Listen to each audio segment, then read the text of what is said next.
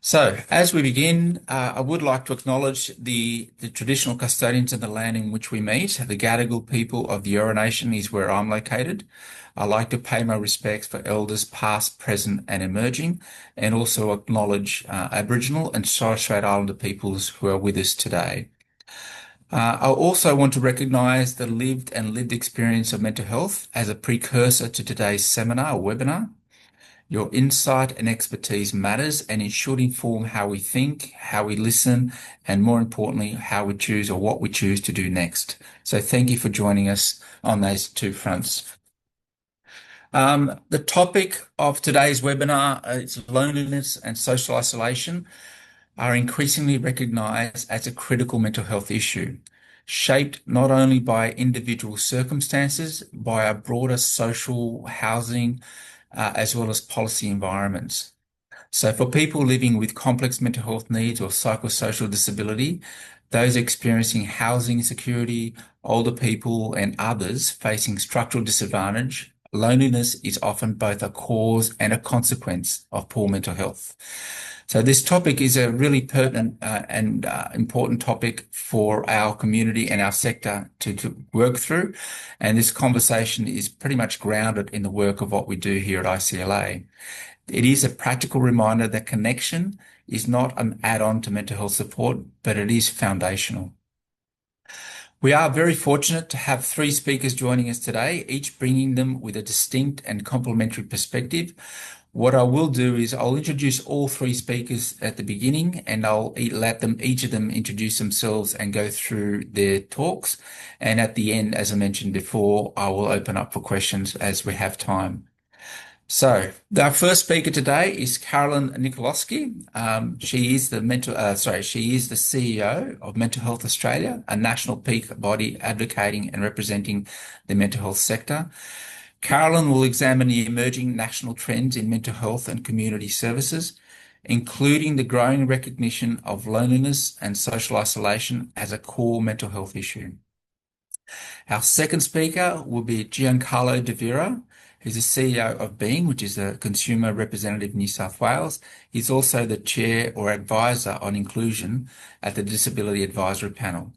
Giancarlo will centre lived experience as essential to understanding loneliness and social isolation, not as a personal shortcoming, but as outcomes shaped by systems, power, and access to rights such as housing, participation, and self-determination. And with that, the last speaker will be John Feneley. He was the inaugural New South Wales Mental Health Commissioner and Vice President of the Mental Health Tribunal. John will explore how loneliness is increasingly understood as a structural issue shaped by housing policy, legal frameworks, and access to community-based supports. He will reflect on the role of policy and law. So as you can see, it's a very heavy but a profound topic that we're challenging and discussing today.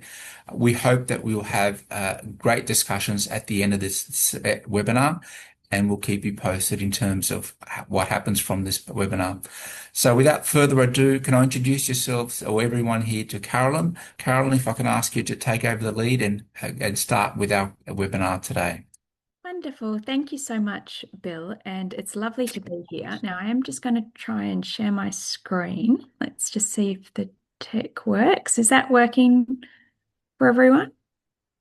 Yep. Yep. Okay, wonderful. So yes, good morning. As Bill mentioned, I'm Carolyn Nikoloski. I'm the CEO of Mental Health Australia, and we're the national peak body for the mental health sector. So we're a membership-based organisation, and our role is really to unite the sector and present cohesive policy solutions to government. And so thank you so much to Bill and the ICLA team for hosting the webinar today and for the opportunity to present. I would like to acknowledge that I'm joining you today from the lands of the Bunurong people of the Eastern Kulin Nation here in southeast Melbourne, and I pay my respect to elders past and present and extend that respect to First Nations people who are here with us today. I would also like to recognise and thank people with lived experience of mental health challenges and their family, carers and kin. Thank you so much for your courage and your insight and the leadership that you bring to this work. So, today I'll be talking about loneliness, social connection, and mental health, along with the national psychosocial reform environment. And given Mental Health Australia's role in systemic advocacy, I'll then be focusing on what we can do at a whole of system level to support social connection through four key areas. Firstly, reducing stigma and discrimination. Secondly, improving psychosocial support through the NDIS. Thirdly, increasing psychosocial supports outside the NDIS. And finally, addressing the social determinants of mental health. But before I get into that, I did just want to quickly acknowledge the broader context that we're all living and working in right now. I know that I'm not alone when I say that the world it feels especially heavy at the moment. And a quick look at the media headlines, it really reminds us of the many pressures that are impacting on our mental health and our sense of connection and belonging as a community. Certainly, the global conflicts we're living through, the cost of living pressures, including increasing fuel prices, natural disasters, increasing violence, and experiences of racism and discrimination for some communities. Like, it's a really hard time right now. And I'm sure many of you are seeing and experiencing some of these impacts in your own work and life. And I just wanted to name that context up front because all of these pressures, they intersect and they shape our experiences of loneliness, social connection, and mental health. So we can't ignore this context that we're living in right now and the topic we're talking about today. So over the last few years, there has been a growing conversation about loneliness and the impacts it can have on our sense of well-being and mental health. In 2023, the US Surgeon General called loneliness an epidemic and a serious public health concern, noting its impact on both physical and mental health. He compared its effects on mortality to smoking up to 15 cigarettes a day and called for action to build a more connected society to support both individual and collective well-being. Closer to home, research from Ending Loneliness Together shows that loneliness is a common experience in Australia. Around 1 in 3 adults report feeling lonely, with 1 in 4 people experiencing persistent loneliness. And rates are even higher among younger people, with over 40% reporting ongoing loneliness. So, this really tells us that loneliness is not limited to a small or a specific group. It's something that many of us are living with, often quietly and without it being visible to others. So, there's no one single reason why people feel lonely. It's usually a mix of changes and pressures that can add up over time. Some of the things that may contribute include more people living alone, changes in work, including more remote work and fewer everyday opportunities to connect with others, the ongoing impacts of the pandemic, with many people not returning to previous levels of social contact, a greater reliance on digital communication, which can be useful, but doesn't always provide the opportunity for meaningful connection, along with financial pressures, which can make it harder for people to stay socially involved. We also know that some groups experience loneliness more often, including young people, new parents, retirees, and older people. So it's particularly common during major life transitions. And it's worth saying that loneliness is not the same as being alone. People can have others around them and still feel disconnected. And when loneliness takes a hold, it often persists, and this can then have serious consequences for both our physical health and our mental well-being. So we know that loneliness and mental health are closely linked. Loneliness can increase the likelihood of anxiety, depression, and other mental health challenges. At the same time, strong social connections can be a protective factor for our mental health, supporting well-being, recovery, and a sense of purpose. People living with significant mental health challenges experience loneliness and social isolation at higher rates than the general population. They can also experience greater social exclusion and discrimination, which can limit access to work, housing, education, and opportunities to participate in the community. All of these factors have significant impacts on our mental health. And certainly, families, carers, and kin of people experiencing mental health challenges can also experience high rates of social isolation. It's our firm belief that people with mental health challenges should be able to participate in the community in the same way as everyone else. However, we know that there are specific barriers to social participation.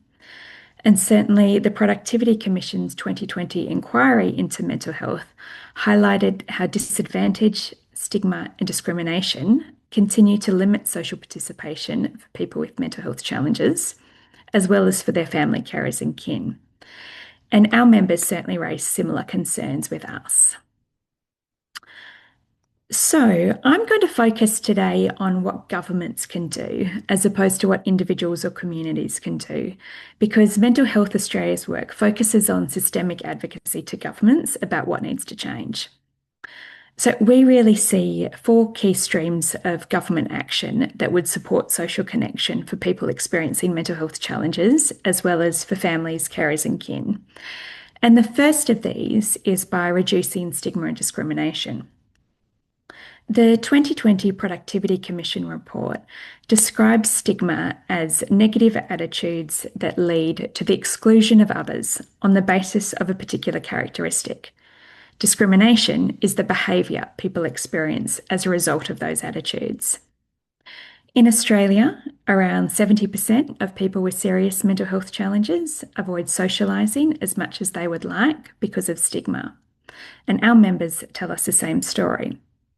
So the National Mental Health Consumer Alliance's 2024 Human Rights Report documents widespread discrimination across healthcare and employment, and it highlights the intersectional nature of discrimination, particularly for people with high support needs. The Alliance's more recent position paper on ending bigotry, discrimination, and vilification for mental health consumers identify that people experience these harms across a range of settings, including healthcare, education, employment, housing, media, and within the legal system. So while the community conversation around mental health has improved in recent decades, there's still a long way to go on stigma and discrimination, especially in relation to less prevalent mental health conditions. And we need a systemic response. So the National Mental Health Commission developed a National Stigma and Discrimination Reduction Strategy, which is yet to be released. And in our pre-budget submission that we released earlier this year, Mental Health Australia called on the Australian Government to begin implementing priority recommendations from this strategy in this year's budget. The National Mental Health Consumer Alliance has also called for stronger legislation through a National Human Rights Act, amendments to the Disability Discrimination Act, and embedding intersectionality in all mental health reform. So these measures would support more equitable access to social participation by people experiencing serious mental health challenges. Turning now to the NDIS. It has great potential to support people with psychosocial disability to improve their social and community participation. However, there is a clear need for a more tailored and effective approach. In 2025, the Australian Government invested $6.1 billion through the NDIS plans for people with psychosocial disability, which represents about 1/3 of all government spending on mental health related services. So given that scale of investment, it's critical that outcomes related to social connection and participation are improving. Yet we know that these outcomes are only improving for around 5% of NDIS participants with psychosocial disability. We think the reason behind that is that there's a lack of tailoring of the NDIS to better support the needs of people with psychosocial disability. The NDIS review that was conducted a few years ago made important and welcome recommendations to address this, particularly Recommendation 7, which called for a new approach to NDIS supports for people with psychosocial disability. However, we are increasingly concerned that action to progress that important recommendation has stalled, and we're calling for the NDIA to commence co-design work to progress that reform. Through our advocacy, we're also calling for improvements to the system architecture that is established by the NDIS so that it enables the delivery of high-quality psychosocial supports, and through pricing models that really reflect the real cost of delivering those services, particularly in complex environments. As without sustainable funding, it becomes harder and harder to support people to meaningfully participate in the community. There is also a critical role for psychosocial supports outside the NDIS. So in August 2024, governments released a report which showed that around 500,000 people need psychosocial support but don't have access to it. These supports can play a powerful role in improving social connections and preventing the escalation of need. However, despite being about 1.5 years on from the release of that report, we're yet to see tangible action from government. So at the February meeting this year, it was really encouraging to see health and mental health ministers nationally acknowledge the continued calls by sector and lived experience peaks to improve access to psychosocial supports across the country. At that meeting, all jurisdictions confirmed funding for psychosocial supports would be maintained, including through a future National Mental Health and Suicide Prevention Agreement. They also flagged that additional supports would be considered in the next stage of national negotiations around foundational supports, which have been committed to in response to the NDIS review. So it's now time to keep the pressure on nationally to ensure that those priorities are delivered and that the focus on social connection remains strong. Finally, we must look beyond the mental health system to the social determinants of mental health. Poverty, insecure housing, disadvantage, amongst a range of other factors, all limit how people can engage with the community, and they all impact on our mental health. People with mental health challenges and those who care for them are less likely to be employed. A recent survey of employers revealed that 32% would not consider hiring someone with a history of mental illness. Even more concerning, this is up from 18% in 2024. Access to safe, secure, and affordable housing is also foundational to mental health and social participation, yet it remains out of reach for many. This in turn impacts on our ability to connect with others. And while we don't have time to go into the details here, there's really strong evidence for government action in these areas, such as improving access to tailored employment programs and improving access to tailored housing supports. There's also growing evidence in relation to social prescribing, which involves health practitioners referring community members to community-based activities and support that build connection and belonging. So, in closing, while Australia has made progress in some areas, there's still a long way to go in addressing loneliness and social isolation, particularly for people living with ongoing mental health challenges. This work matters because we know loneliness and social isolation have a profound impact on mental health, and that social connection is a strong protective factor. The good news is we know what works, and all of us have a role to play. At an individual level, we can choose actions that are inclusive and help create a sense of belonging. We can reach out to those around us. And at a community level, there is an ongoing need to address stigma and discrimination, particularly in relation to low prevalence mental health conditions. And Mental Health Australia will continue to advocate for government action at a national level, with a strong focus on boosting access to psychosocial supports. So it's up to all of us to ensure that social inclusion and belonging remain front and centre in our own organisational priorities and the government's agenda. So thank you so much for your time today. And Bill, I'll pass back to you. Thank you, Carolyn. A very insightful presentation, and thank you also for all the advocacy that you do. ICLA is a member of Mental Health Australia. We find that there are pertinent issues that we need to advocate for, particularly on behalf of psychosocial disability. As many of you know, there are a number of reforms taking shape at the moment around the space, not just NDIS, but also psychosocial disability. And it is important for us to make sure that those areas are very elevated to the point of importance, and the work that we do is actually recognised in the way it should. Ultimately, the work that we do in the community supports the whole system, and I think that's one of the things that we're really proud of. Thank you, Carolyn, for those insights. There were some very surprising figures there, so I'm sure there'll be some comments at the end from some questions.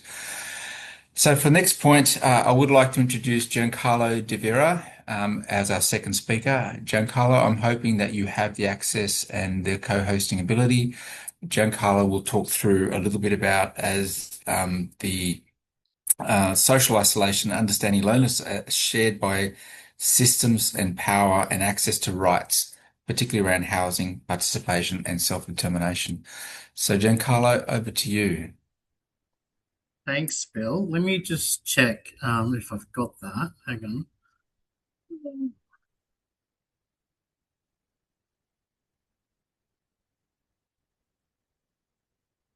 Share.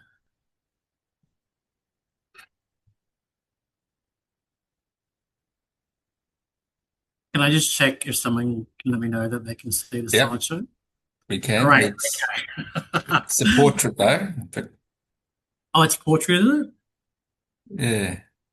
Oh, okay. I don't know how to fix that. I can't see what I'm seeing. You're seeing. Hang on. Make it a bit bigger for us. Okay, Tanya, thank you. Is that better? That's better. Okay. Thank you. Well, firstly, allow me to introduce myself. My name is Giancarlo de Vera. I am the CEO of Being Mental Health Consumers. For those who don't know, Being is the New South Wales peak body that represents mental health consumers. Carolyn mentioned the National Mental Health Consumers Alliance, which is a national peak body for consumers. And Being is a foundational member of that alliance, where we've got a peak body in each jurisdiction across Australia, including the newly self-determined Indigenous Australians First, ILEC, Indigenous Australians Mental Health, Indigenous Australian Mental Health Centre, which is a fantastic organisation that represents people from mob who experience mental health challenges. And so together, we represent the voice of people who are living with mental health challenges. And so it's a really great opportunity here for me to speak to you from that voice. Today, as Bill said, I will be talking about the lived experience in the human rights perspective, to kind of really examine the loneliness and the social connection and the mental health connection that we obviously just heard from Carolyn.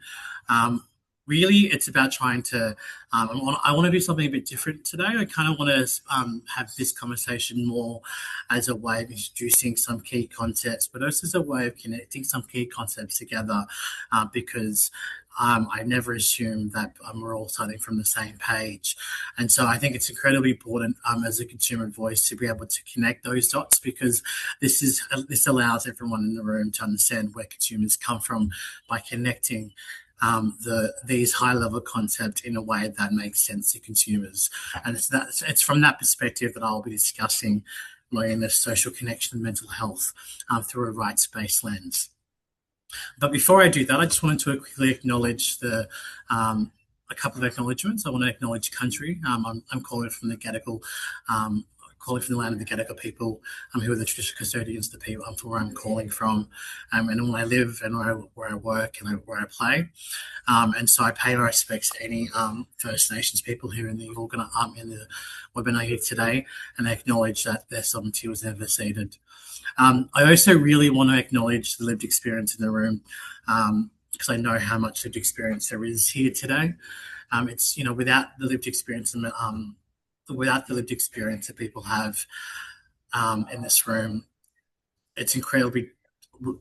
We're all brought here together by the lived experience in this room, and your voices and your strength and your expertise is what drives the work that we do as consumers and what we do as lived experience peaks. And it's the reason why we do everything that we do today. And at Being, we believe that your voice always and always will matter. So on this slide, I actually wanted to spend some time just explaining what lived experience is, because I think particularly this week, I don't know if anyone has read a very interesting article in the Australian over the weekend by Janet Albrechtsen, who had a very interesting say and a perspective on what lived experience is. For those who haven't had the chance to read that article, Janet Albrechtsen essentially was evoking a culture war around the notion of lived experience, being the new MBA was the words that she used to get to have people talk about their lived experience in order to get jobs in this sector. And so I actually wanted to spend some time to talk about that, because I think it's incredibly important that we're all on the same page around what we actually mean by lived experience. So as you can see here, I've kind of delineated the term lived experience as two things. Firstly, as a descriptor of a person's personal experience, and you note that this is lived experience with lowercase l and lowercase e. And anyone who has a connection to mental health can claim to be someone with lived experience. That could be someone who is a user of the mental health system, that could be a carer, that could be kin, that could be anyone who works in the sector as well. And so that doesn't, it's important to understand that is separate to the way that organisations like Being uses the word lived experience, because we use the word lived experience as a noun. And we tend to denote that through the use of capital L, capital E for L, and in lived experience. And to us, that has a particular meaning because it is the backbone of what we're seeing a lot in the sector, and that's it being seen as a qualification and for designated roles in the sector, which is what Janet Albrechtsen took issue with when she said that lived experience is becoming the new MBA. But it's also a movement. You know, the movement around mental health consumers has been around for a very, very long time. It's been around since the civil rights movement in the 1970s, and VMIAC was the very first organisation down in Victoria that was formally recognised as a peak body that represents people with lived experience. Well, in New South Wales, we were second cab off the rank, and we were formed formally in 1993, and since then we've had every jurisdiction, including the Northern Territory, who is increasingly moving towards formalising a body that represents mental health consumers. And so it is a movement in the sense that you can understand movements in the civil rights and political sense. And that's incredibly important for an organisation like Being, and we use it as a noun in this context as well, because we can't detach the experience of the movement of consumers from other social movements, such as the disability rights movement, such as the LGBTQI movement. And this is incredibly important context, because when you talk about loneliness and social connection, we're all people who've got very diverse identities. The diversity of what makes us human is what makes all of us, who we are, and we can't separate that. And so when we talk about lived experience, we need to really keep that front of centre of what we mean when we talk about lived experience and social connection and loneliness and mental health, because sometimes, and perhaps too often, services tend to view people as recipients and not as whole people. And so it's for that reason I wanted to introduce the idea that the experience is also a noun, and we are part of an international movement. And lastly, I wanted to leave you with on the context on the point of lived experience and what is it and who is it for, is that what's best for consumers is best for families, kin, and carers. Um, I'm, I will I will probably give that credit to my counterpart here in New South Wales, Jonathan Harms, who's the CEO of Mental Health Careers New South Wales, because that's something that he says a lot. And it's absolutely true. Too often, you can come into this conversation around mental health and loneliness and social connection from different perspectives, but ultimately, what's best for consumers is best for family, kids, and carers, but it's also best for service providers and for those who support families and support consumers. And so, with this context around what lived experience is, I think it's a really great way to kind of start to begin to understand why mental social connection, a lack of social connection, and loneliness is the issue that we see today. But before I go into that, I wanted to talk to you about what unites all the lived experience communities, whether you're a carer, whether you're a consumer, whether you're a provider, or whether you support someone informally or in any other way. There are four key values that unite all of us, and I really want to start with these 4 points. Because while every person's journey is individual and unique, we are united by these four things. I saw in the chat before that people were talking about community-based care, and that is exactly one of the key things that unites all of us. We want to place care back into the community. Too often they're in settings that take us away from the community, and that's something that Australia has had to learn to improve on for decades. It was in 1993 when the deinstitutionalisation process really picked up the issues around the human rights abuses through the Burdekin report that really called the need. That really highlighted the need for placing community in the centre of people's care, which is the reason why valuing prevention and early intervention is a value that unites lived experience communities. It's only through the community can you prevent and intervene when things start to go wrong, and because they will eventually go wrong. Some people call that protective factors. People do protect people. That's a truism and a basic truth. But what drives a lot of that is because everything is inherently relational in the community. When you're taken outside of the community, it's hard to prevent. It's hard to intervene early, and so that leads me to the third value, and that's the value of walking alongside people who've gone through the same things as you, and we call those people peers. And again,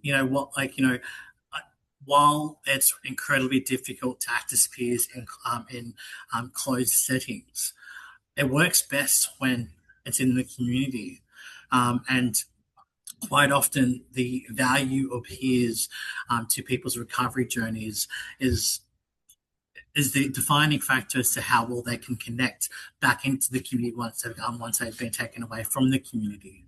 And so we can't ignore the fact that the value of peers is something that unites us and something that we need to get better at. And lastly, the value that unites lived experience communities is the fact that we all believe that the person who is experiencing mental health challenges needs to have the choice in how they receive the care and what supports they need in the community. And for us, that is central for us as consumers, that is entirely central to everything that we do, because too often and unfortunately, legally, we have that choice robbed from us. And so it's incredibly important that we are all united behind this value that consumers need to be empowered to make their own choice to dictate and direct their lives. So this takes me to the core question of what I'm here to talk to you about, and that's to ask the question: why is loneliness and a lack of social connection a problem? I've kind of given you a bit of a tease into what some of that is. Just then in the last slide where I said that we have a mental health system that quite often takes us away from community by providing models of care that takes us away from our family, our kin, and our loved ones. and that is a structural reason. That is a structural barrier to the level of connection that we all inherently want as people, and as humans. And so, if we are to discuss a question around what drives loneliness and the lack of social connection, we need to recognise that lived reality. But before I can really go into the question, I wanted to really talk about to you what this looks like. From the perspective of New South Wales, the level of the level of social isolation and loneliness is driven by it's reflected in 4 key statistics that I think tells a lot about the level of structural barriers in place. Well, firstly, as you can see on the slide, the burden of disease that mental health has on the New South Wales budget is 15%, but yet it only receives around a third, at 7% of that budget. So that tells you that the government isn't spending as much as it needs to. Secondly, going to the point I was making about choice, we have the second highest rate of involuntary hospitalisation in Australia, at 57.7, not 77, apologies, it should be 57.7%, which is incredibly shocking. For those who don't know, involuntary hospitalisation is when you get classified as, through a Mental Health Act, to be treated against your will. And so the fact that it's the second highest is an indictment on a system that doesn't know how to support people to make decisions. And that leads to the fact that these numbers, the third dot point, is, I would say, the tip of the iceberg of unmet need. We have at least 125,000 consumers and 95,000 carers who are not receiving any form of psychosocial support in the system. And as Carolyn mentioned, there's a lot of need to improve the access to psychosocial supports in the NDIS, and there's a lot more conversation that we can have around what that is. But at the moment, the level of unmet need is incredibly complex to solve, because we need to be able to meet the level of unmet need now, all at the same time ensuring that it's equitable and universal.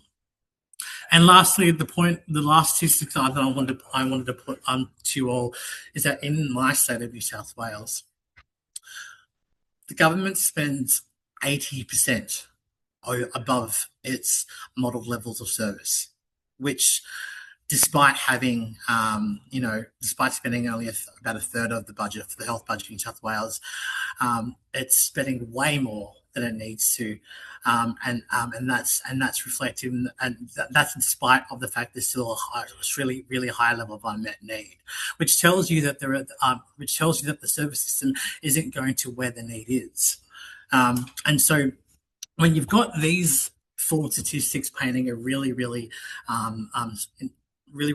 complex picture of the disconnect between need and the ability to meet those needs, you can start to understand why loneliness and why social connection is an issue. And this is where I wanted to go back to the question of, so why is loneliness and a lack of social connection such a problem? If we've got a system that is not meeting the need, if you've got a system that is severing the right to community participation and sometimes often defaults to coercion, then we have to question what's driving that. The lived experience of mental health consumers across the country and across the world has been that we're seen as objects of service delivery, and we're seen as objects of risk. And it's the fact that the system sees us this way and then thinks it's appropriate to take us away from our communities is the very reason why we have a system that is predicated on these assumptions and drives the loneliness of the lack of social connection. And when you've got a mental health system that sees your diagnosis through a biomedical lens and not the social and not driven by the causes by a whole range of other non-medical determinants, and you don't have access to supports to address those non-medical determinants, then you don't have access to psychosocial supports. and that also increases your level of social connection. And when you consider these things in totality, and you've got a system that defaults to coercion and is spending money where it's not meeting the level of need that is needed, you experience powerlessness. You experience loneliness. And of course, you therefore then want to experience withdrawal and isolation. But at the same time, you also experience ableism, internalized ableism, which is exactly my lived experience.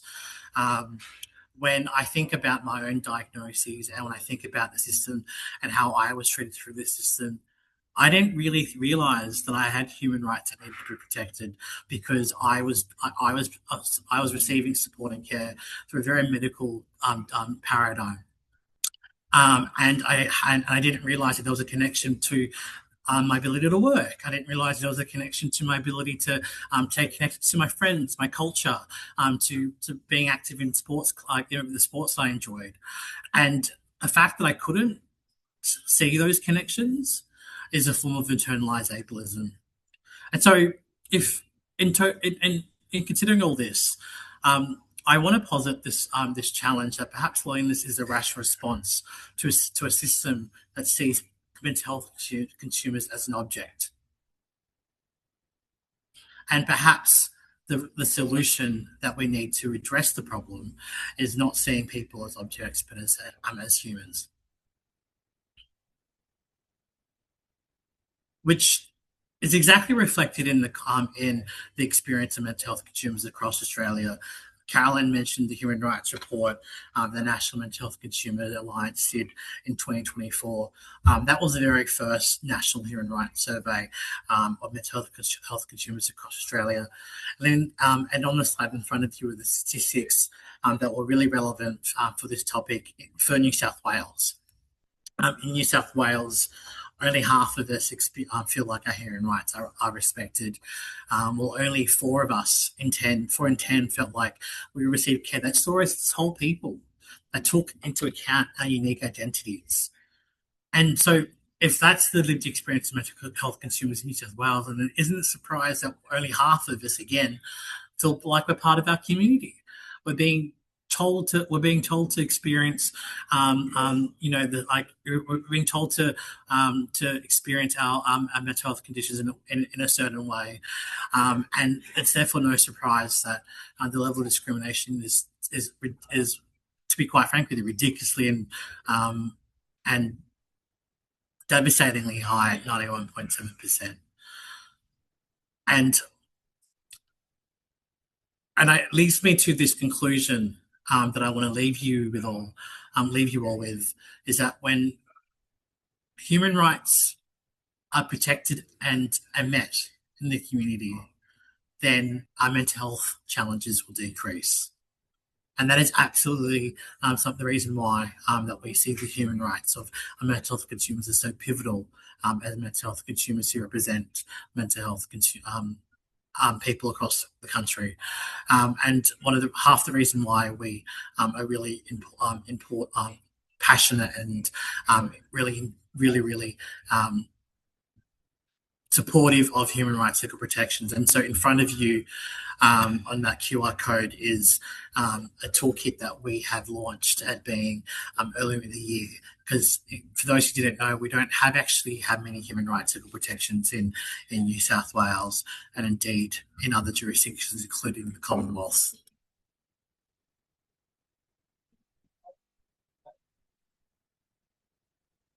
And this slide is something I wanted to highlight, because as much as we can talk about social determinants, and as much as we can talk about respecting and meeting the human rights of mental health consumers, part of it is the fact that we have people who experience mental health challenges who don't have the ability to exercise their human rights and to access their human rights because we don't have any power.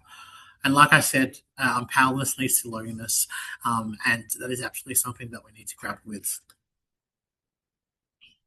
So I now want to turn to the future and the positives. In front of you in this slide is what I think are 4 pillars of connection that will support the rights, dignity and participation of people with mental health challenges. And these will be the foundations of connection to address loneliness. And it's from this basic theory of change that if we provide rights, dignity and participation, that connection can be made and can be forged. And that starts with having the power and the choice to make decisions about our lives in the communities that we are part of. And it's through social connections that consumers are able to feel like they are seen, they're able to be heard, and to be valued enough to have choice in their lives. And those four pillars there are the human rights, legal protections I just mentioned, and the level of psychosocial support that was previously discussed in earlier slides, all based in the community. But one of the things that I wanted to really call out is supported decision making as being a really clear pillar of change that needs to be something we need to work towards. In New South Wales, there isn't a legal right or even a framework for supported decision making, while other jurisdictions like Victoria and Queensland do have one. But there are other jurisdictions, even across Australia, where people don't have a legal right, and people are relying on the fact that we have providers who either know how to support people make decisions or do so in varying degrees. I mean, so we need to see consistency in how people are supported to make their own decisions. And that is fundamental to how we as mental health consumers exercise our choice and our power. So that brings me to the end of my presentation. I'm really looking forward to any questions that you may have, and I appreciate your time. So back to you, Bill. Thanks, Giancarlo. It's really important that we have the lived experience or the living experience perspective on these issues, because I think how the system becomes better is by that reflection of understanding how people navigate through the system. So I really appreciate your viewpoints and obviously the information you provided, which provides great context for us and the kind of work that we do. I'd like to pass over to our third and last speaker, Mr. John Feneley, who's with us today. As I mentioned before, John used to be the inaugural New South Wales Mental Health Commissioner and also the Vice President of the Mental Health Tribunal. John has quite a wealth of experience around the policy and the legal aspect, but also importantly, some key, viewpoints associated with the aspects of how governments support the mental health and well-being and loneliness of our population. So without further ado, John, if you're there, can I hand it over to you, please?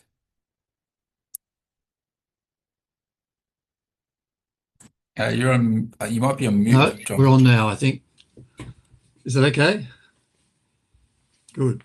All right. Can I just say first, can I also just acknowledge the traditional owners of the lands on which we're all meeting today and pay my respects to their elders past and present, and also to acknowledge lived experience, because I'm really grateful to have been available to actually hear from Carolyn and Giancarlo. I think they've comprehensively covered the issues, and they certainly resonate with much of what I would otherwise choose to say in this area.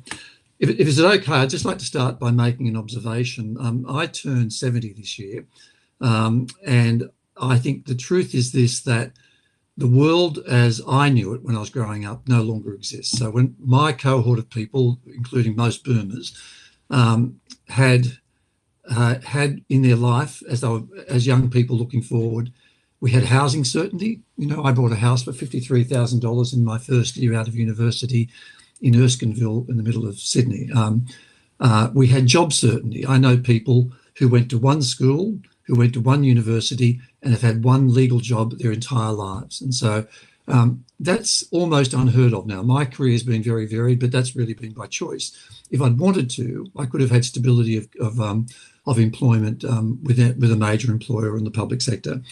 But on top of that, we also believed when I was younger, that to some extent we seem to have environmental certainty. We also seem to have, to some extent, peace, peace as we knew it. But of course, we weren't as connected back then.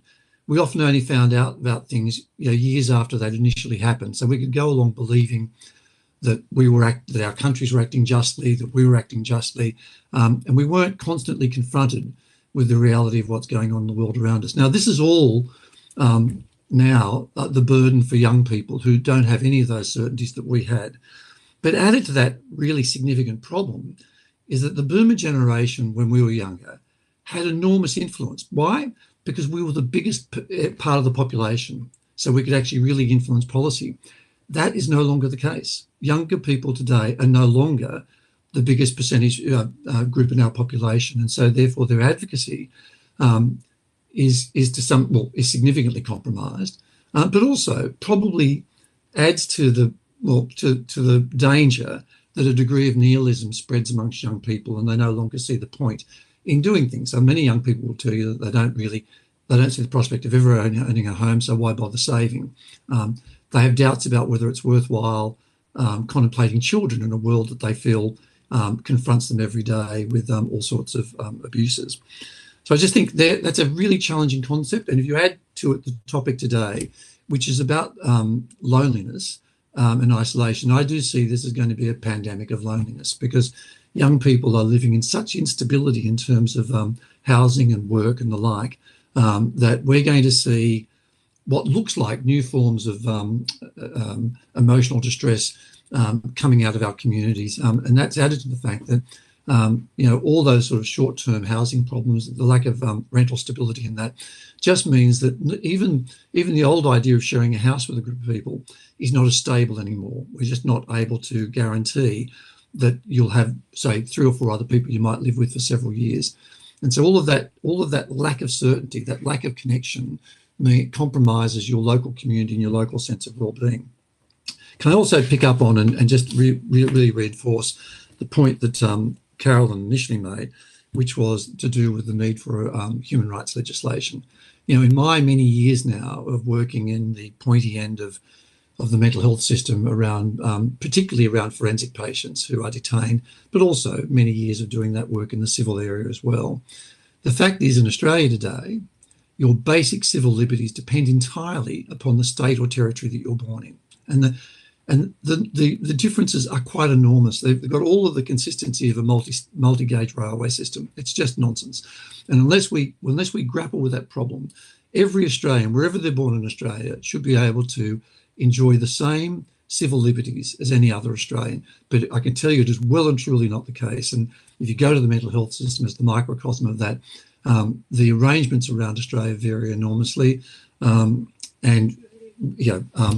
in terms of the services that are offered, but the basic legislative frameworks. In some places, like in Western Australia, a person, for instance, can still be held indefinitely in a forensic system where there's no review process, such as the Mental Health Review Tribunal in New South Wales.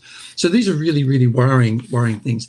Can I also add at the front of this that I personally, as a person who's been a carer and a guardian for someone for more than 30 years now, think that the NDIS has been the most remarkable and wonderful thing that's happened. Certainly the person in my life, my family member, has enjoyed more independence from me as her brother and from family than ever before. But also her experience was one of isolation, of self-isolation. She had very, very good circumstances by comparison to many people in terms of stable housing. But because of her condition, often it was the case that she would avoid going to any sort of outing at all. Now she's been living in supported housing, supported accommodation 24/7 for some years now. And what that's meant is that there's always someone nearby. She's well regarded by the people who care for her. She has fluctuating issues that arise increasingly as she ages. She has fluctuating physical issues. But the fact is that just in an incidental way, she's constantly seeing people. She used to avoid family functions, but now some carer will bring her to family functions or bring her to church or whatever. And it's dramatically increased her social interactions and her overall well-being. So that during the periods when her health is good, I think she is often better today than she was 10 years ago. In fact, vastly better today than she was 10 years ago. So I just want to say this. We are at real risk in Australia, I think, of compromising the NDIS. I know when the NDIS started, some of us, when I was Mental Health Commissioner and were there on the ground floor, we advocated strongly for very well-resourced accountability mechanisms to ensure that there wasn't fraud, or you can't always avoid fraud, but there wasn't fraud within the system. And I'm very worried that right across my social circles, the NDIS has a terrible reputation now, but that's largely because people believe nonsense. They believe absolute bizarre stories about types of fraud that don't occur, which of course then ignores the types that do occur, or the system issues whereby some services, I certainly see it on a regular basis, services that don't need to be provided are provided.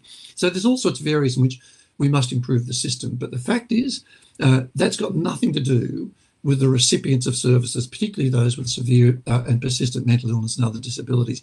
It's not their fault that the government failed to put in place mechanisms to ensure there was continuous improvement with the NDIS. And yet they're the ones who are likely to suffer as a consequence of a review, which is likely to be done with a very broad sword, because the opportunity of the government essentially, I think, is showing the hallmarks of being willing to grab on to community dissatisfaction, community stigma about the NDIS, which is unwarranted, and forgetting the people who we are fundamentally serving in this and whose lives have been transformed. And in a way, strangely enough, I don't think we hear enough about that. We don't hear enough of those good stories of the work that you're all doing in this area, so that the average person in the street can then go on to believe that we're all being ripped off, that we, the taxpayer, are paying too much money for these nonsense services. And so I would really urge everybody to tell these stories and make sure that people do understand what's going on. Can I also say, look, I think in terms of loneliness, I just wanted to mention a couple of things. There's no question that the difference between isolation and loneliness is a very significant one. And many people can, for instance, choose to work at a lighthouse, but not feel at all lonely because they've got quite good social connections and support. So trying to make, what we need to look at is how we manage our communities for everybody. So that the fact is that if you look at sort of smaller, bounded, stable communities, the thing about them is they promise recognition. They promise incidental contact where people can build, where they can build relationships over time if they choose to, without necessarily compromising their privacy. One of the great things about NDIS supports is when I see forensic patients who will rave to me every time I see them about the fact that their carer took them, say, to Balmain to go fishing off the wharf.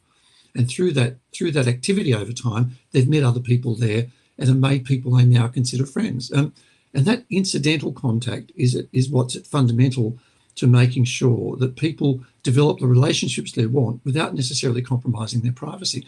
And I was talking to friends the other day about the fact, I think we all know that adults are often subconsciously, if not consciously, a bit wary about making too much contact with their immediate neighbours in case you end up in each other's pockets and people are constantly knocking on the door and wanting to drop in for a glass of wine or a meal or whatever.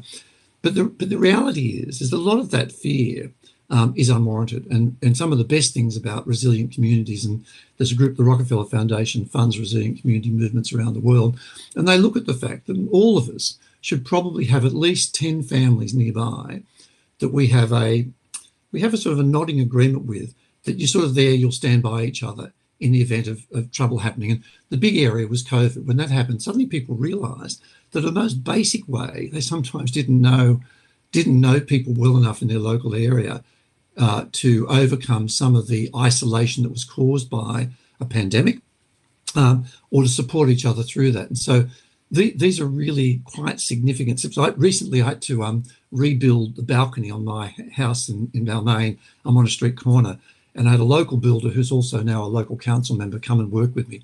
And for 2 weeks we were working on the street, and I was painting and handing up timber to him. Anyway, in that 2-week period, I met more people in my local area than I'd ever met before, but including, embarrassingly, all these people who lived in my street over a 100-metre run, and we were all shocked to realise that we hadn't met each other. And so suddenly I made all these connections as a consequence, though, of doing an activity. And the thing about an activity, a bit like they say the best thing with young teenagers is to take them driving, because you can easily have a conversation. The child doesn't panic because they know the drive's going to end eventually. But also you're looking at the road, not at them, which is also helpful, so they don't feel so confronted. So I think this idea about how do we make sure that we can create environments, and the thing that government can do, government of course can't fix loneliness, but what it can do, it can help shape the conditions that either isolate people or assist to bring them together. And those just my notes to the side, so sorry for looking sideways, but those approaches can involve, public health, urban design, and social policy issues. And I'd have to say, the thing about this exploding area, and I feel guilty, when I was Mental Health Commissioner years ago, I went to an early conference, probably my first or second year, when someone who's quite well known said to me, John, I think the biggest problem we've got is loneliness. And I was so focused at the time on psychosis and the adequacy of crisis services and that, I sort of didn't take it seriously enough. And I wish I had, because it's undoubtedly the case. If you deal with the issues around loneliness and connectedness, you, of course, will deal in a preventative way with many of the issues that lead to evolving emotional distress and periods of significant mental illness. So I think the thing is that what we need to do is, firstly, we need to be tracking this. So as a government, I mean a national government, I think with a federation and with all these states and territories, the only body in Australia that can really do this in a national way is our federal government, and we should be contemplating having a minister for loneliness, someone who can try and bring together all of these different areas of activity and prioritise it and produce fairly regular reports on what's happening. And I'm sorry if I'm slightly out of touch with the extent to which some of that might be happening, but from what I've been able to see, it's certainly not happening enough. And so some of the things that they can be dealing with, I think, are firstly, of course, looking at loneliness and isolation as a public health issue and trying to draw together the resources around that to make sure that we can recognise the impact this has on our broader system. We should be looking at the social infrastructure issues that impact on our ability to connect with others. And I was down in Wollongong, where I grew up, the other day, and I just was stunned by the fact that there's now a footpath that runs from Thirroul all the way to Wollongong. And I remember as a kid, I could go down to the beach any day of the week, when perhaps when I was meant to be at school, but I could go down there and I'd run into nobody. There'd be no one down there. I could walk from my place down across the grass, across the sand at Shark Bay in Bulli, and there'd be no one around. Now, I can tell you now, from 6 in the morning, there are hundreds of people using this walkway. Now, that easily accessible piece of public infrastructure, like the one from Bondi to Maroubra, is providing people with these really easily accessible opportunities to just get out of the house and go and do something. And through that regular activity, people then make contact with others and often form associations. If not friendships, they're certainly nodding acquaintances. And even that nodding acquaintance, of course, builds a sense of confidence and trust and well-being, that I know people and people know me. I'm not a stranger in my own area. So investing in those things and making sure that those amenities, such as well-shaded areas and well-shaded walkways, are there so that whatever age you are, there's somewhere you can go and sit safely or walk safely and be in contact with other people. We should also be supporting community organisations. I wanted to put a recognition in for the Allison Road Community Centre. I've got a friend who does street-side medicine. On a Wednesday night out at Allison Road, they put on a meal. They put on tech support for people who can't work out how to do things with their computers or how to repair their computers. They put on a clothes washing facility for people who haven't got that available to them. They put on street-side medicine, and they put on a legal advice area. Now, that you imagine if there are all of those reasons for you to go to a particular spot, and you do that regularly enough, even if it's only once a month, they do it more regularly, I think. But you'll have the potential to make contact and at least feel that you're known to other people. Similarly, we lived in Ireland for a couple of months when my wife was working there, and a little town called Ballyshannon. And Ballyshannon had an old hospital which had been converted to a nursing home. But they did some local health research, and they realised that they had a major problem with elderly Irish people in the area just not accessing basic health supports. They wouldn't go to the GP because they felt ashamed or whatever. So what they started doing was that once a month they'd put on a free lunch at the hospital for all of the elderly people in the area. And through that, they'd provide a GP clinic where they could contact. Anyway, it was enormously successful because in a way people were going for a meal, but they got their free medical checkups as well if they wanted it. And if they didn't do it the first time, their friends would say to them, look, this is pretty good. So by the next time they probably would. And it became a real thing. And of course, if people are living in their homes, not leaving them very, very, very often, then they're not going to maintain any sort of social connections or even the nodding acquaintances that provide us with that sense of being part of a community. So those ideas about investing in community and providing funding to support community to do things is really helpful. I think, you know, I know this is huge, but we have disastrous policies and legislation around urban design. I've recently been working on my son's house in Lithgow, and I drive regularly from Balmain to there, and I get to and because of the problem with the highway at the moment, I go via the Bells Line of Road. And it's the saddest thing in the world to drive out towards the bottom of the mountain and see all of this farmland being converted into McMansions. You know, there's terrible things where you've got these vast houses taking up almost all the available land on the blocks they're built on, with barely breathing space between the two houses, but this nonsense of maintaining this concept that they're freestanding homes, when really, of course, the space in between is useless. And if they actually utilise that space by joining the houses together and have thicker walls between them, you could then turn that spare land into commons or, you know, local parks and whatnot. But the idea of sort of building, looking at the way we build, providing housing, which is both environmentally sound, but also, you know, housing that's sustainable in the sense of, you know, sustainable through hot weather and cold weather in Australia. And yet that's not what we're getting. We're also getting terrible high rises. The Premier's promised now to build, you know, to do away with these boundaries to building super high rise buildings. What we know is that they are just centres of isolation. The fact is the chances of you getting to know people in a high rise building are slim to none. It just doesn't work. And so on top of that, we then build car-dependent suburbs. You know, recently there should have been a scandal. It was actually just a report.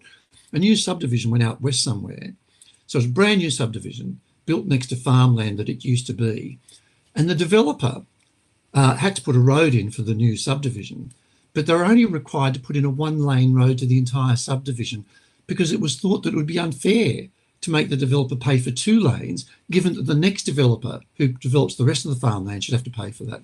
So immediately you're creating the circumstances where people were firstly in an area that was only accessible by car, but you couldn't have 2 cars going up the one road in different directions at the same time. But secondly, there was nothing nearby. There were no shops. There was no other amenities. And so you're building in isolation.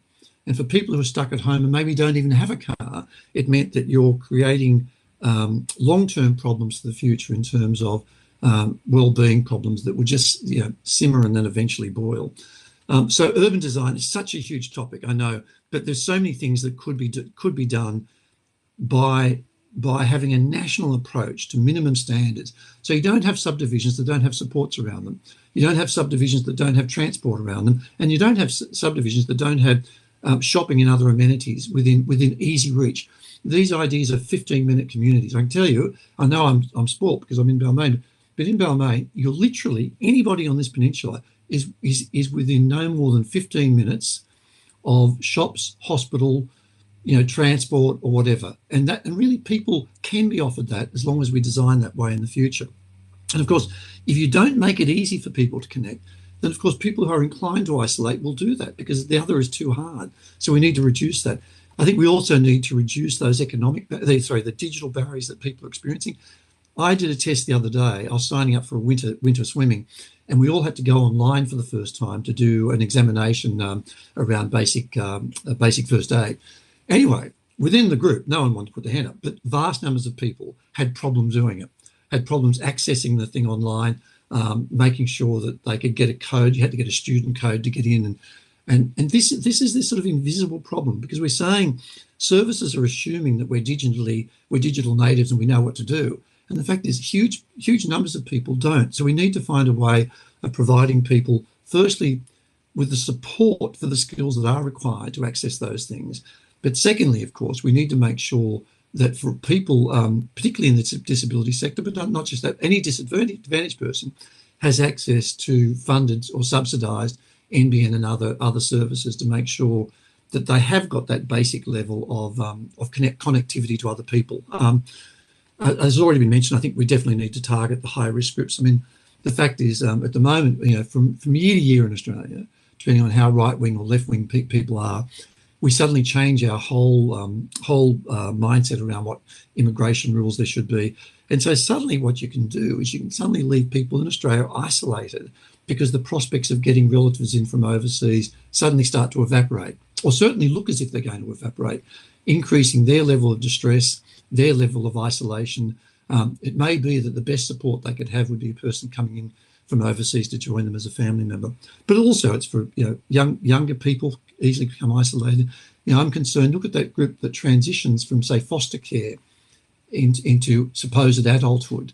I mean, I can tell you now, most of my friends would say that at what age do your children become adults? Because we're commonly having kids. My kids come home and stay for periods of time, and they're in their 30s now. So if you're a person who was in care until 18 and suddenly you're out on your own, then the chance of them becoming lost within the community and becoming isolated as a consequence, that even though they're surrounded by people, but isolated because they've got none of those supports, is enormous. So we need to think about that. I think we really do desperately need to think about workplaces. As I said, the lack of the gig economy and the lack of what might be considered to be a job for life, these are things which are completely, and add to that the influence of artificial intelligence and the instability. My daughter's a writer.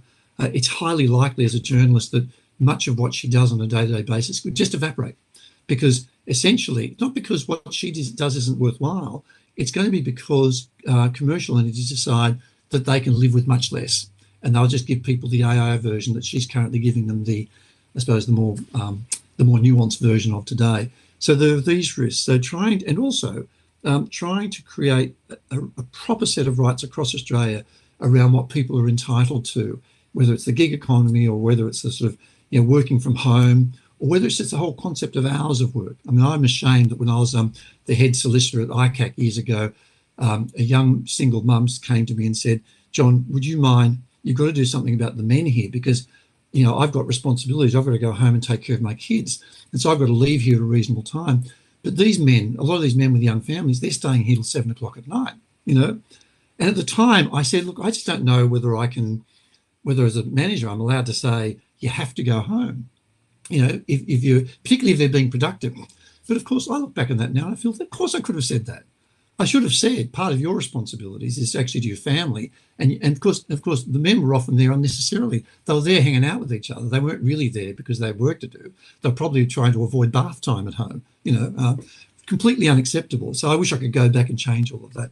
I think school's obviously really important in terms of trying to prepare kids for the different world they're in terms of the understanding about what they can do about not being isolated and helping others not to be isolated, but particularly to understand what loneliness means and the impact on loneliness.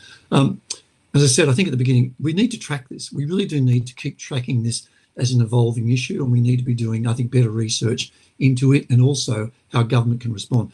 But going back to the beginning, unless we can share as Australians a basic fundamental set of rights that we all share, not based on where we were born in Australia, we're going to have a challenge doing any of this, because I think our federation, unfortunately, is still to some extent in the past century in terms of its attitude towards what rights should be, and they should not be something that can flip-flop with every change in government.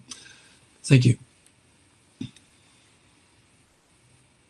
Thank you, John. That was very insightful, and I appreciate also the sharing of some personal information from your perspective. So I thank you for that. It gives, I suppose, some real meaning and, I suppose, an individual and a perspective that I think often people crave for to understand. So thank you for that.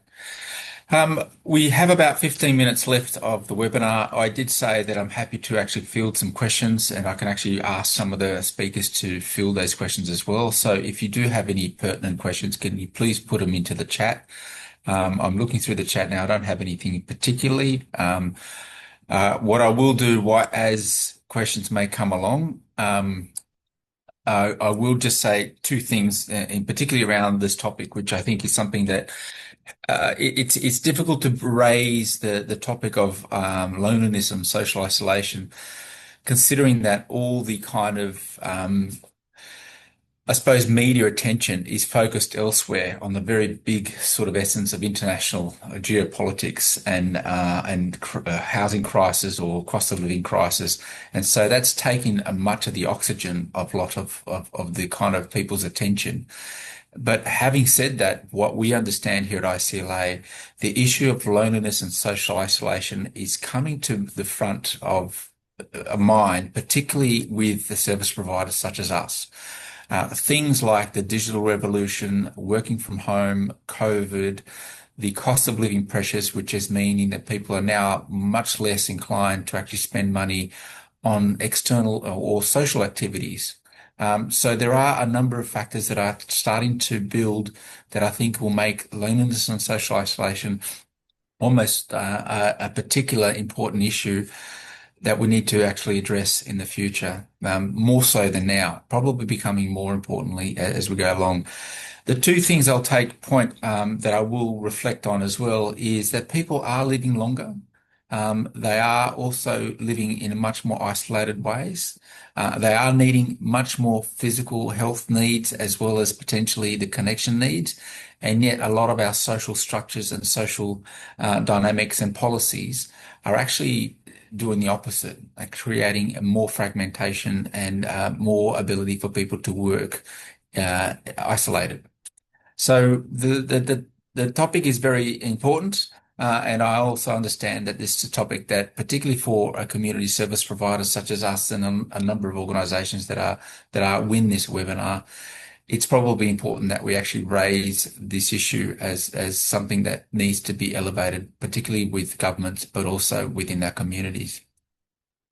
I'll just quickly see if there's any, there are some points here which I think people have highlighted.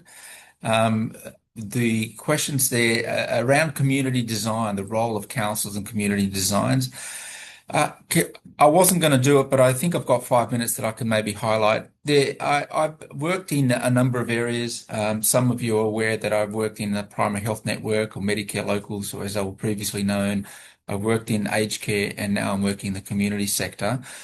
One of the things that I felt was a really step in the right direction. A number of years ago, the federal government initiated a program called Partners in Recovery, which was a program, this was pre-NDIS, but was very much focused on people who were experiencing complex mental health needs.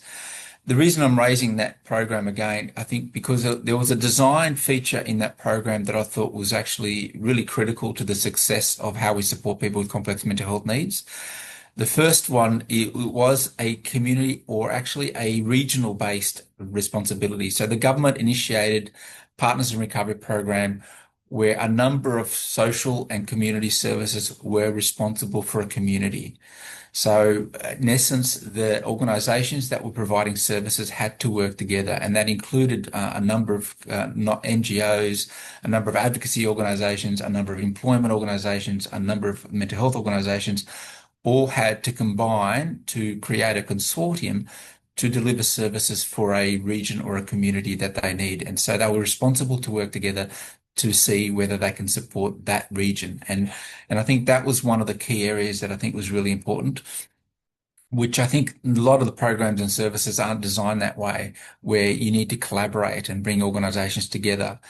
And the result of that collaboration and that accountability for a region, I thought brought two very important elements to that design. One was the ability to actually allow people to navigate clearly. So those people with complex mental health needs would also was able to actually connect and navigate the system through that person who was a support worker or a support coordinator in that role. That allowed the ability to stop duplication, allowed the navigation to be much more clearer for those people who are needing services for the complex mental health needs. And the second thing, which I thought was really important, Partners in Recovery, was also the ability for actually to connect and engage with family and carers. So the person who was assigned to support someone who's was also able to actually take on some of the support that the family and carers were responsible to doing. I'll leave it there because I was very fond of that program, but I do notice that there is a hand up here. I think Tanya, you got a question? Yeah, well, I'm one of those complex people that you're talking about. but I didn't have Thank you. I had no support around me to do what I do today. And, and that's something that not many people at my level of capacity could actually do for myself, because I had absolutely no support. I did what I had to do to be who I am today, being born with a neurological birth defect, even though I'm going to die twice in the first 3 months, but it's been a long road in the last so many decades. But the loneliness side is also to do with not only the community in their areas, but it's also it's sometimes there's not enough places in the community for people to go. There's not enough support for those people, even with the disability or psychosocial, because we're all different cohorts. There's 200 plus different types of different disabilities and disorders and impairments, but there's no one suit fits all. Even with the different, even geography wise, it's tough. Even for the NDIS, because NDIS does not understand that they want NDIS participants to stay in their own community. But hang on a minute, there's nothing for them in some communities where some other out of town areas will have that support for mental health and disability. But not my area. I had to go outside my area. We were going to conferences where I can talk to others, because not many people know having a conversation with someone that can actually help to pick that person up in a way they weren't expecting. Or maybe late coming to the party of understanding that. But I only realised in the last 12 months that having that conversation, an open dialogue, is something that people are missing. But they don't know how to take that approach or step to be who they are. Yeah, and Tanya, I have to acknowledge that this is a point we didn't raise before, is about the geography and the rural and remote areas as well, where there is also the implications of isolation. So I thank you for that, because I think that it is an important point here as well. There's no equity or accessibility across certain areas of the country or areas that this policy or policy changes need to address. So thank you. And I'm happy to follow up with you after this webinar if there are other things that we can help you with as well. But for now, are there other questions or comments that people want to make before we wrap up? No? Okay, so just in closing then, because I appreciate that there's been a very thought-provoking and very insightful webinar. Can I just thank all of our speakers, Carolyn, Giancarlo, and John, for taking their time and giving some wonderful perspectives on this very important topic around loneliness and social isolation. I think it's something that needs to be highlighted as we advocate for mental health services into the future, and there's probably increasing challenges of how we actually elevate this issue to governments around the importance of maintaining and supporting people without necessarily creating social isolation. So thank you for everyone who's joined us today. Across the session, we've heard how loneliness and social isolations are not individual failings, but they are experiences also shaped by policy, systems, service design, and whether people are genuinely supported to belong in their own communities. And this is something that we really want to advocate for, that it's not just an individual failings. There is areas associated with how we structure our societies that has a compounding effect on the ability of people to remain connected. Throughout today's discussions, the work of ICLA, Independent Community Living Australia, has provided a practical anchor.